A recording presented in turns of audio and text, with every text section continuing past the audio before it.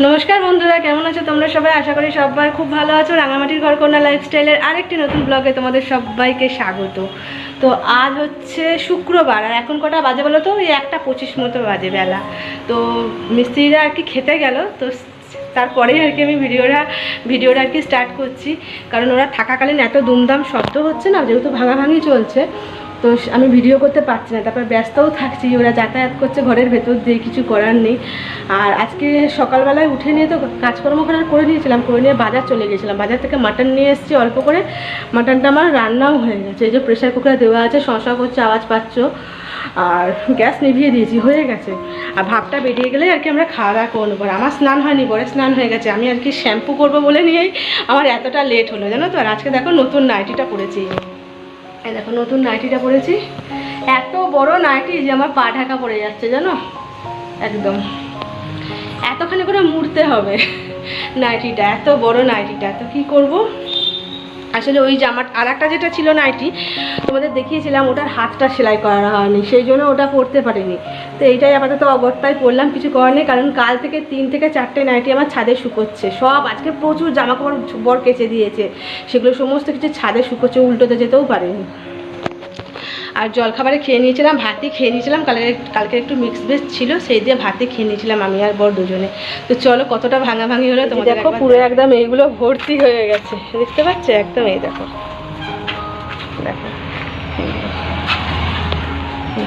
এই যে এই ওপরগুলো সমস্ত কিছু ভাঙা, দেখো এতটা পুরো নেমে গেছে। আজকে গোটা অ্যাসবেস্টার সব আর কি নেমে গেছে। এই দেখো আমার বর ইলেকট্রিক্যাল লাইন ঠিকঠাক করছে একটু হাই বলো আমার বন্ধুদের। আসলে ওর প্রচুর আর কি ধকল হয়ে যাচ্ছে ওর ওপর, জানো তো। তো এই যে ইলেকট্রিক্যাল লাইনগুলো আর কি খুলে দিচ্ছে, এটা পাম্পের লাইন, জানো তো। জল উঠবে কীভাবে জানি না, বর তো খুলে দিচ্ছে, কিন্তু খুলতেই হবে, কারণ এইটা গোটাটা ভাঙা পড়বে। এই যে এটা গোটাটা ভাঙা পড়বে, অর্ধেকটা ভেঙেছে। তারপরে এই যে এই দেওয়ালটা অর্ধেকটা ভেঙেছে।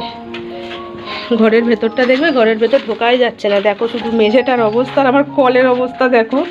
খাবার জল কি করে খেতে যাব জানি না, খেতে পারবো। দেখো ঘরের অবস্থাটা, এই দেখো সব অ্যাসবেস্টাস দাঁড় করানো। এই যে এদিকে দরজাটা আপাতত বন্ধই আছে। প্রজাপতি উঠছে কত দেখো ঘরের ভেতরে গাদা প্রজাপতি উঠছে। আমার মনে হয় প্রজাপতিগুলো না ঘরের মধ্যে কোথাও বাসা করেছিল, জানো তো। এবার কি হয়েছে বলো তো, যেহেতু ঘরটা ভাঙাভাঙি হচ্ছে, এত প্রজাপতি উঠছে তোমাদের কি বলবো। তাছাড়া বাড়ির পেছন দিকে তোমাদের বললাম না অতিরিক্ত শুঁয়োপোকা হয়েছে, মনে হয় সেই শুঁয়োপোকা থেকেও তো হয়, প্রজাপতিটা শুঁয়োপোকা থেকেই তো হয়। তো সেইখান থেকেই মনে হয় প্রজাপতিগুলো আরও হচ্ছে। প্রচুর প্রজাপতি উঠছে, জানো না, বড় বড় মথগুলো উঠছে। তো ঘরের ভেতরে এত ঢুকছে, হ্যাঁ ঘরের ভেতরে যে কী বলবো।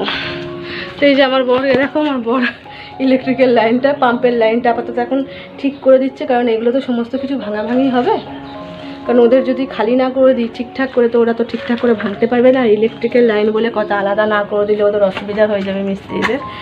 আর জামা কাপড়গুলো আপাতত ছাদেই আছে, জামা কাপড় আর তুলতে যেতে পারিনি। আর মাটিটা দিয়ে চলবো কি, মাটির নিচে এত অবস্থা। এই দেখো দেখতে পাচ্ছ, ছাদেতে প্রচুর জামা কাপড় আছে দেওয়া, ওই দেখো। আর এই যে বড় দিকে সাইকেলটা রেখে দিয়েছে, এই যে এই প্লাস্টিকটা না গাড়িটায় ঢাকা দিতে হয়েছিল, সেই এখন খুলে আর কি এখানে রাখা আছে। গাড়ি ঠাড়ি সব বাইরে আছে, রাস্তাতে কাজ করে যাবে, ওইগুলো সব পরিষ্কার করতে হবে, যেগুলো মেঝেতে পড়ে আছে, তারপরে দুটো গাড়ি ঢোকাতে পারবো।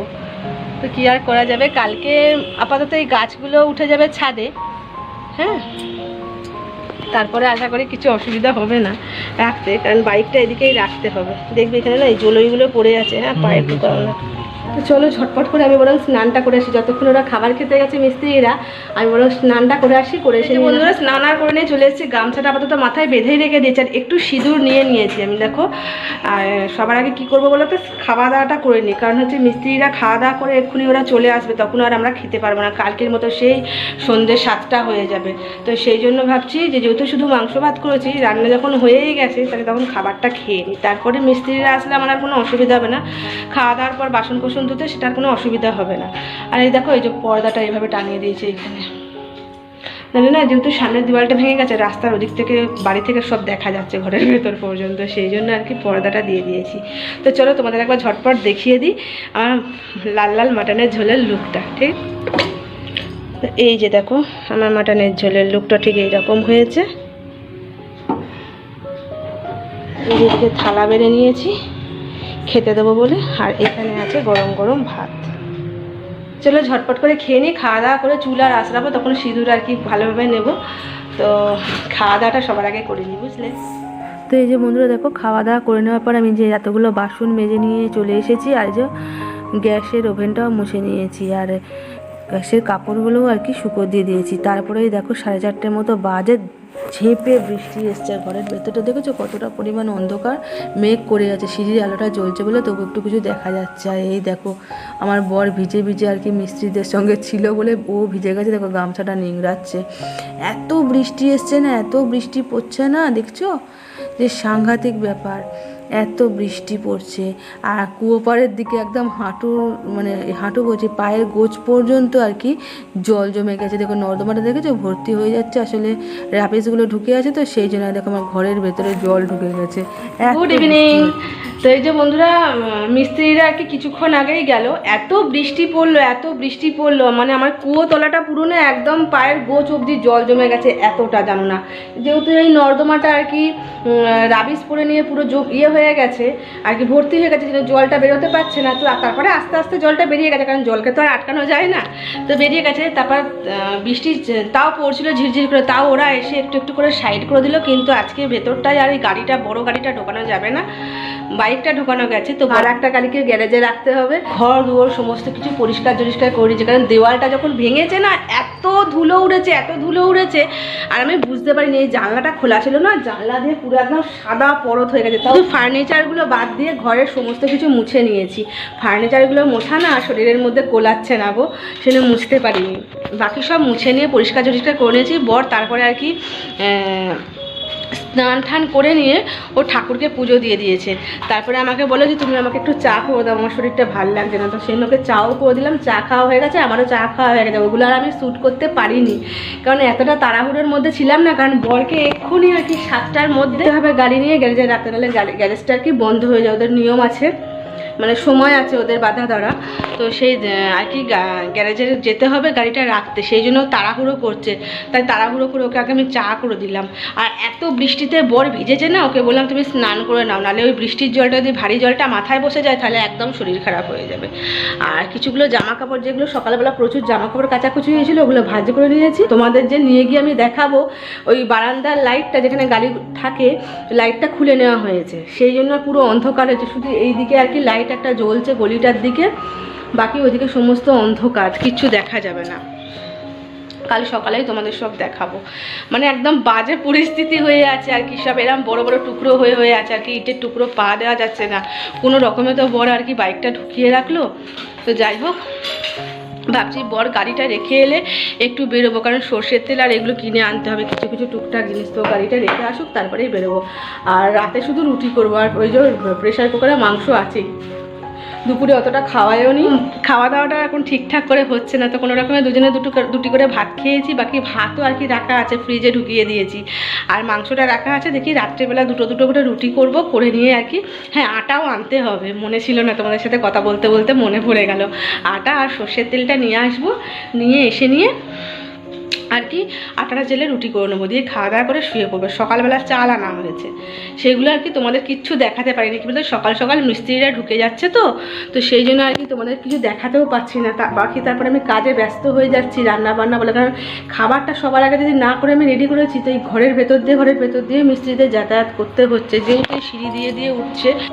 তো দুটো দিন অসুবিধা, আমারই কাজ করছে, তো সেই নিয়ে ঘরের ভেতর দিয়ে যাতায়াত হচ্ছে বলে না, রান্না বান্নাগুলো খুব তাড়াতাড়ি করে আগে সারতে হচ্ছে। রান্না হয়ে যাওয়ার পর একটু ফাঁকতাল পেলেই আর কি, যেমন ধরো জলখাবার, দুপুরের খাবার, এগুলো খেয়ে নিতে হচ্ছে। তাই জন্য আমি সবসময় তোমাদের সঙ্গে এখন তোমাদের দেখাতেও পাচ্ছি না। তো চলো তোমাদের সঙ্গে তখন বন্ধুরা, সেই সন্ধ্যাবেলা তোমাদের সাথে কথা বললাম যে বর যাবে গাড়িটা গ্যারেজে রাখতে। তো বর গাড়িটা গ্যারেজে রাখতেও গেল আর বৃষ্টিও এলো অতিরিক্ত, তো অনেকক্ষণ পর তারপর বর এলো, যেহেতু ছাতা নিয়ে যায়নি তো সেই জন্য ওকে হেঁটে হেঁটে আসতে হবে গাড়িটা রেখে গ্যারেজে। তো ওইখানে ওই গ্যারেজেরই দাদা আর কি তারপর একটা ছাতা দিয়েছিলো, কিন্তু অত জোরে বৃষ্টি পড়লে ছাতা কি আর আটকায়, তো একটু থেমে নিয়েই তারপর এসেছিলো, প্রায় ওই 9টা সাড়ে 9টা বেজেই গিয়েছিলো ওর বাড়ি আসতে। তো আসার পর আর কি তারপর আমরা হুটো পাটি করে আর কি তৈরি হয়ে জানো তো, তাও তখনও বৃষ্টি পড়ছিল, ছাতা নিয়েই গিয়েছিলাম, ওই সিঁড়ির ওখানে ছাতাটা শুকোর দিয়েছি। তো যেহেতু সর্ষের তেল এক ফোঁটাও ছিল না আমাকে বাধ্য যেতেই, আর আটাও ছিল না, তো সেই জন্য আটা সর্ষের তেল এগুলো কেনবার জন্যই আরও আর কি বেরোনো, নাহলে বেরোতাম না।